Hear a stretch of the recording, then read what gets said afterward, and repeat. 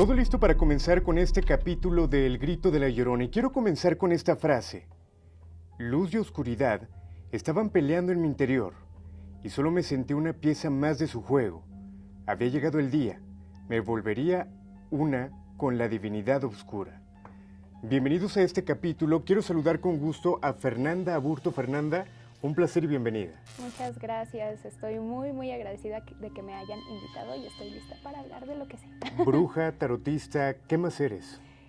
Maestra de tarot también, soy escritora, creadora de contenido, soy un estuche de monerías prácticamente. Realmente para escribir un libro como este, La Sed Oscura, seguramente tienes muchas vivencias, muchas experiencias y que creo que parte de ello se refleja aquí, ¿no? Claro, más que nada la sed oscura parte mucho sobre todo de mi práctica espiritual porque sí, como mencionas, yo me defino como bruja y en la brujería hay diferentes tipos de magia, de prácticas, de creencias, entonces varias de las cosas que yo he vivido anteriormente a lo largo de toda esta práctica las fui reflejando, tal vez un poquito como ficción, hay algunas que no, o sea, sí son como tal cosas que me han pasado o cosas que yo he estudiado, pero justamente muchas cosas que estuve aprendiendo a lo largo de mi vida quise reflejarlas a través de la historia para que otras personas supieran que esto existe, que la magia existe de verdad. Ok, hay un párrafo del libro donde habla de una persona que cae al suelo como si algo le doliera, se le comienzan a dibujar unas rayas en el pecho como si fueran dibujadas por un cuchillo, de repente voltea el cuello, se escucha un sonido extraño y esto me habla de...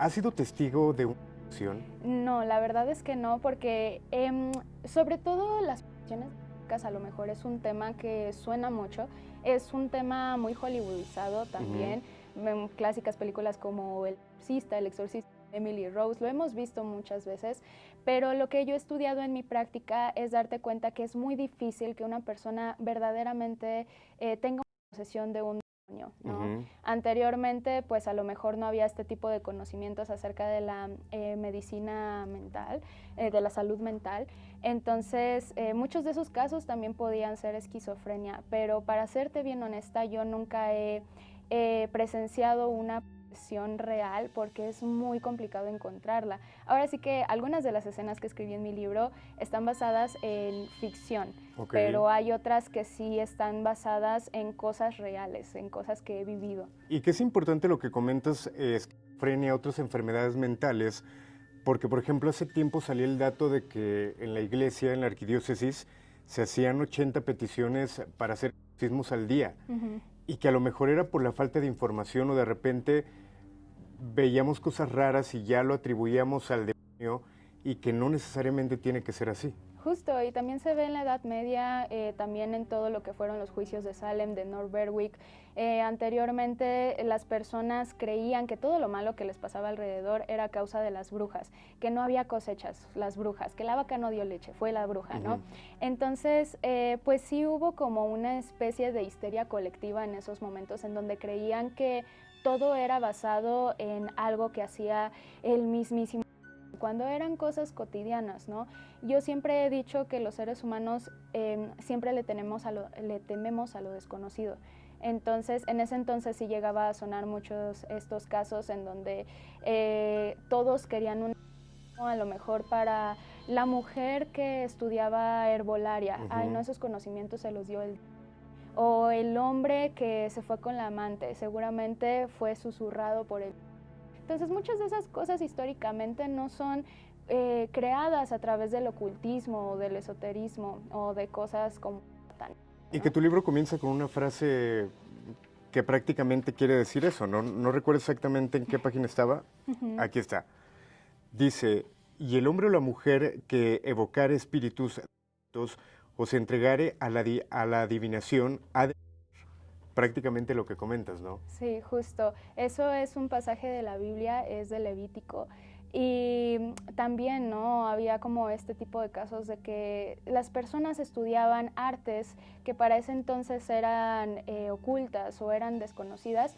Seguramente luego tuvieron que aprender del mismo o del día, ¿no? Entonces sí hubo muchas creencias erróneas y dadas a esas creencias se causaron pues todas estas casas de brujas y todo este y también pues todo lo que fue la censura de información, etcétera. Ok, aquí lo importante o lo interesante que me gustaría platicar contigo y que mucha gente que a lo mejor te conoce por tus redes sociales, por todo el contenido que generas, es acerca de los dones. El cómo saber si yo tengo un don y que mucha gente de repente puede creer que lo tiene, a lo mejor no, se llega a decir que todos nacemos con dones diferentes. ¿Cómo saber cuando tú tienes un don enfocado a esto, a hablar con, a leer el tarot? ¿En qué momento te das cuenta? Pues algo que siempre les he dicho a mis estudiantes, sobre todo en mis cursos de tarot, porque como mencionaba yo soy maestra también de tarot, es que todos los seres humanos tenemos la capacidad de desarrollar dones. Hay personas que los tienen más despiertos que otros, pero no por eso significa que no deban de seguir estudiando. El desarrollar un don puede sonar como algo complejo, ¿no? Como la videncia, la intuición, la mediumidad. Son dones diferentes que a lo mejor parten de un mismo origen o de una misma raíz. Para darte cuenta que tienes un don, pues es todo a través de la práctica. Es el ejemplo que yo les decía a mis alumnos. Una persona puede nacer con la videncia, puede tener sueños premonitorios, puede saber qué es lo que va a ocurrir y tal vez a esa persona le pones un tarot enfrente y le dices lee el tarot, no va a saber qué significan todos esos arquetipos, todos esos símbolos. Al igual que una persona que a lo mejor no tiene desarrollado el don, pero empieza a estudiar el tarot, va a saber cómo leerlo y sucesivamente va a empezar a desarrollar todo eso. Si nosotros como seres humanos tuviéramos esta conciencia de despertar los dones que naturalmente tenemos dormidos, podríamos hacer cosas inimaginables. Eso es también lo que nosotras como brujas queremos hacer, que, digámoslo así, ayudar a las personas para que descubran este mundo y descubran sus capacidades. Porque claro, si uno tiene el don, lo puede ocupar para un bien común. Entonces, o todo lo contrario. Exacto. También pues esas son como las tentaciones de la magia, que también pues lo reflejo un poquito en mi libro, que cuando tú te metes a este tipo de prácticas siempre debe de haber un límite, ¿no? Puede haber personas que se sientan atraídas al poder, al saber qué más pueden conseguir, y seguimos siendo seres humanos, entonces nuestro ego, nuestra sed de venganza puede hacer que tomemos acciones pues negativas en la magia. ¿Existe algún ejercicio, por ejemplo, para la gente que nos está viendo, para saber si tiene un don o para intentar desarrollarlo? De repente escuchamos hablar del tercer ojo, sí, para poderlo abrir. ¿Existe algún ritual? Yo siempre me he reído de las personas como que, bueno, no de las personas, sino de este pensamiento que me dicen, es que quiero que me digas cómo abrir mi tercer ojo. Y yo les digo, ¿para qué lo quieres hacer? O sea, ¿de verdad quieres abrir tu tercer ojo? Esa sería una pregunta buena inicial, ¿no? Sí, exacto. Porque las personas dicen, ay, es que quiero ver cosas, quiero ser más sensitivo. Y yo les digo, créeme que no quieres tener tu tercer ojo abierto todo el tiempo.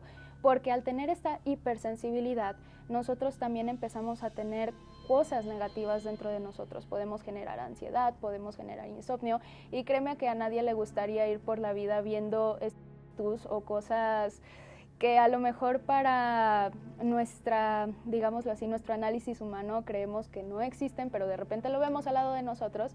Uno puede llegar al borde de la locura. Yo diría que si realmente una persona está interesada en despertar este tipo de dones, que estudien primero qué es la intuición y la manifestación, porque esas son las bases de todo. A final de cuentas son prácticas que nos pueden ayudar, sí, a abrir el tercer ojo, pero no a mantenerlo abierto en su totalidad. O sea, nos puede ayudar a desarrollar este tipo de dones, que a final de cuentas, si lo desarrollamos, podemos empezar a tener sueños premonitorios, podemos empezar a trabajar la evidencia, podemos poner a trabajar todo lo que es la parte de las protecciones. Entonces sí sería una práctica. ¿Y que esto aprendes a controlarlo? Me imagino, tú tienes estos dones, pero sabes en qué momento sí tener el contacto con entidades o en qué momento pararlo. Por ejemplo, tú hablabas de viajes astrales a los 15 años, pero que tuviste de alguna manera aprender a controlarlo, porque podría ser peligroso en base a lo que te dijo también tu papá, que de repente podemos o nos callamos a platicarle a la gente cercana lo que vemos o sentimos. Tú lo platicaste y te dieron como un consejo importante, ¿no? Sí, claro. En ese momento pues yo no tenía ni idea de qué eran los viajes astrales, tal cual fue una casualidad. El yo tener un viaje astral, despertar, caminar por mi casa y volver a mi cama y verme dormida fue como un choque muy extraño para mí, decir, ¿por qué estoy viendo esto? cómo mi mente puede retratar cómo me veo dormida. Entonces, eso fue casualidad, pero cuando mi papá me dijo que ya no lo hiciera porque existían ciertos peligros, yo no lo tomé como una advertencia real. Dije, clásico. ¿Y lo seguiste papá. haciendo? No fue, es que es algo curioso porque yo nunca tuve el control de los viajes astrales. Siempre me pasaban como de la nada. Y cuando empecé a estudiar me di cuenta que justo cuando llegaba a tener viajes astrales fue en un día extremadamente estresante para mí. Y yo trato como de tener un desprendimiento. Porque otra cosa son los viajes astrales y otra cosa es un desprendimiento de alma, una proyección astral. Entonces sí, hay muchos peligros, ¿no? Para las personas que yo sé que les puede dar curiosidad estos temas y dicen, yo quiero tener viajes astrales, pero cuando se meten a esto y se dan cuenta de los peligros que hay, ahí es cuando se empiezan a asustar y las personas dicen, ya no quiero practicar esto. Y no se trata de eso, o sea, también es aprender a cómo manejarlo, cómo controlarlo, porque la última vez que tuve un viaje astral fue hace muchos años, justamente, y se bloqueó en mí porque yo vi a una persona parada viendo mi cuerpo vacío, como esperando a entrar. Entonces, si yo no hubiera llegado en ese momento, pues a lo mejor y alguien más se estaría haciendo pasar por mí. Y que suena de película, pero tú lo viviste, tú lo viste. Sí, exacto. Y de hecho me llama mucho la curiosidad porque una de mis franquicias favoritas del cine de terror es La Noche de... Y justamente hablan sobre los viajes astrales y lo dicen tal cual. Entonces cuando vi que la franquicia justamente estudió todo esto, dije, vaya, sí se informaron, pero sí llega a ocurrir una persona que no sepa cómo regresar de su viaje, cualquier energía que esté rondando puede tomar posesión de tu cuerpo.